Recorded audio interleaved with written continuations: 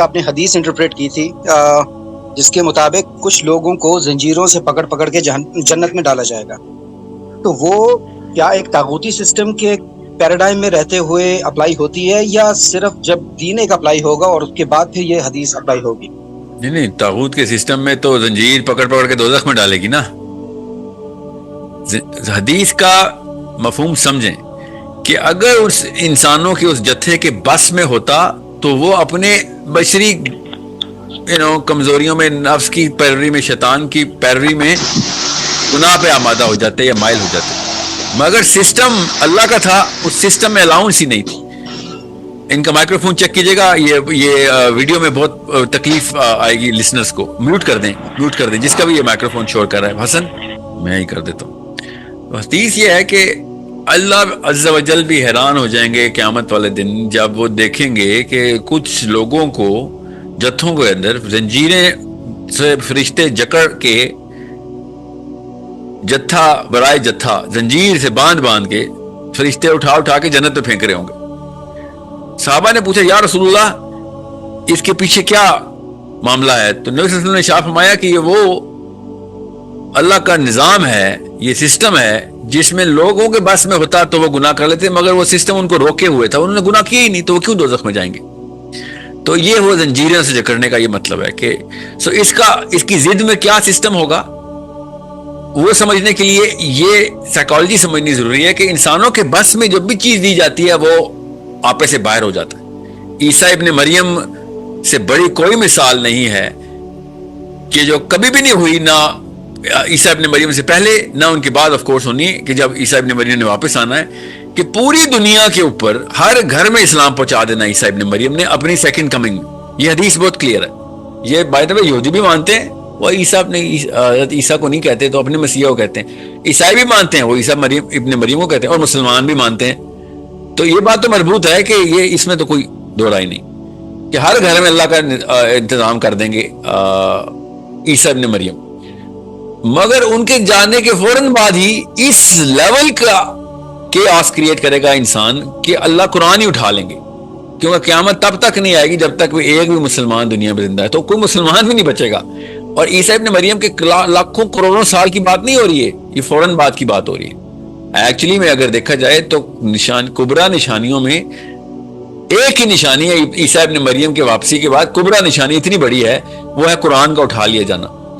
ٹھیک ہے، عیسیٰ ابن مریم کے جتنے بھی معاملات انہوں نے کر لینے علیہ السلام نے، وہ جب دجال کو بھی مار دیں گے، ٹھیک ہے، اپنا کنگڈم اسٹیبلش بھی کر لیں گے، اور وہ جتنا بھی معاملات انہوں نے کر لینے ہیں، اس کے بعد دنیا کے مشرق سے لے کے مغرب تک تمام گھروں کے اندر اسلام ایسے داخل ہوگا. تو اس کے بعد کیا ہوگا؟ انسان اپنے آپے پہ آئے گا عیسیٰ ابن مریم علیہ السلام کے جانے کے بعد کہ وہی 2 نمبری شروع کر دے گا. اتنی کرے گا کہ ہسٹری اس نے پہلے نے کی کہ وہ ایک بھی بندہ اسلام کا، اللہ کا نام لینے والا بچے گا ہی نہیں، اور اللہ قرآن ہی اٹھا لیں گے. یہ سمجھیں، یہ ہے سائیکالوجی جو کہ نبی صلی اللہ علیہ وسلم نے ہمیں ٹرین کر دی ہوئی ہے کہ انسان جب اپنے اوپر لیتا ہے نا چیزیں تو اپنے آپ کو بے قابو کر ہی لیتا ہے. سو یہ ہے اس حدیث کا ایسنس جو آپ نے پوچھی اور پروفیسر صلی اللہ علیہ وسلم نے صحابہ کو سمجھائی. اب آپ کو سمجھ آئے گی کہ اگر ہم نے طاغوتی سسٹم بنا لیا ہو تو مومنین جو کہ چاہتے بھی ہیں ثواب کرنا، وہ بھی نہیں کر سکتے. طاغوت کے سسٹم کے اندر یہ الٹ سسٹم ہے. یہ زنجیر باندھ کے مسلمانوں کو بھی دوزخ میں پھینکتی ہے. وہ اللہ کے نظام کی زنجیر ہے جو باندھ کے جنت میں پھینکتی ہے. یہ شیطان کی زنجیر ہے جو باندھ کے لوگوں کو دوزخ میں پھینکتی ہے. تو یہ بہت آسان طریقے سے سمجھ آ رہی ہے کہ طاغوت کتنا بڑا مسئلہ ہے. اور یہ جتنے بھی علماء کرام، میں بڑے with due respect, with double the respect ان سے میری گزارش ہے کہ خدارا نظام کو طاغوت بولیں. جتنی بھی ویڈیوز میں نے دیکھی ہیں میرے ریاکشن میں، آپ نے ایک بھی ویڈیو میں نظام کو طاغوت نہیں ان کے بیانات میں سنا. یہ کیوں چھپا رہے ہیں اس بات کو؟ بتائیں کہ پاکستان کا نظام طاغوتی ہے. جب اللہ کے نظام کے علاوہ کوئی اور نظام آئے گا تو طاغوت ہے. مگر نہیں، اس کو کوئی شرک بنا رہا ہے زبردستی، کوئی کیا بنا رہا ہے، کوئی کیا بنا رہا ہے. سب سے پہلے نظام کے اوپر بات کریں. یہ نہیں کرتے تو اس کا مطلب ہے کہ کسی اور بھی چیز کا ڈر ہے نا ان کو. باقی لبرلز نے جو طاغوت کی ویڈیوز بنائی ہیں، اور آنٹی اور انکلز نے، प्रोफेसर ने और बाकी के स्टूडेंट्स ने, उनको तो छोड़े, उन्होंने तो सबको पता है, उन्होंने वो गूगल करके तागूत निकाला है, वो भी कुरान के अलावा हर जगह से निकाल लिया उन्होंने। तो उलमा ने क्या किया, उलमा ने इसको डाउन कैस्ट किया। आप नोटिस करें, ये रिसर्च करें आप सब IMS में, जिस मौलवी साहब ने मिंबर में बैठ के तागूत बताया, उसमें उसने निजाम को तागूत क्यों नहीं कहा, और वो भी पाकिस्तान के निजाम को क्यों नहीं कहा? कह दे फिर कि नहीं साहिल मियां गलत कह रहे हैं आप, पाकिस्तान का निजाम तागूत नहीं है, कह दें फिर। इधर से पतली गली क्यों निकल ली है सारे? इस तरह तो ना करें ना, ये छुपाना भी तागूत है। जिस डर से आप ये चीज छुपा रहे हैं, वो डर किस चीज का, उसको तागूत कहते हैं। ये है वो मामला। तो तागूत कितनी कोई इंटरेस्टिंग एंटिटी है कि इसको कितनी आसानी से पकड़ा जाता है तागूती। इसलिए मैं आपसे कह रहा हूं कि जिस बंदे ने सोचा अपनी वो अपने इम्तजाज को जो पहले से चलता हुआ आ रहा था, अब क्या नाम लूं सबके, आप देखें एक एक करके, अपने जो भी कॉन्फर्मेशन बायस में था उसी में उसने तागूत फिट करने की कोशिश की है। तागूत आप नहीं फिट करेंगे, अल्लाह ने बता दिया तागूत क्या है।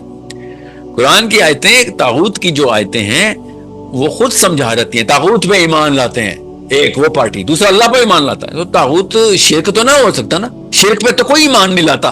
किसी बुत पे ईमान लाते हैं तो उसको शिरक कहते हैं ना, तागूत पे तो नहीं ईमान लेके आता। तागूत शिरक तो नहीं, शिरक पे तो नहीं कोई ईमान लाता। कोई कह सकता है ये ग्रामर ही गलत है उर्दू की, अरबी की भी ग्रामर नहीं है, इंग्लिश की भी नहीं है कि मैं शिरक पे ईमान लेके आता हूं जी।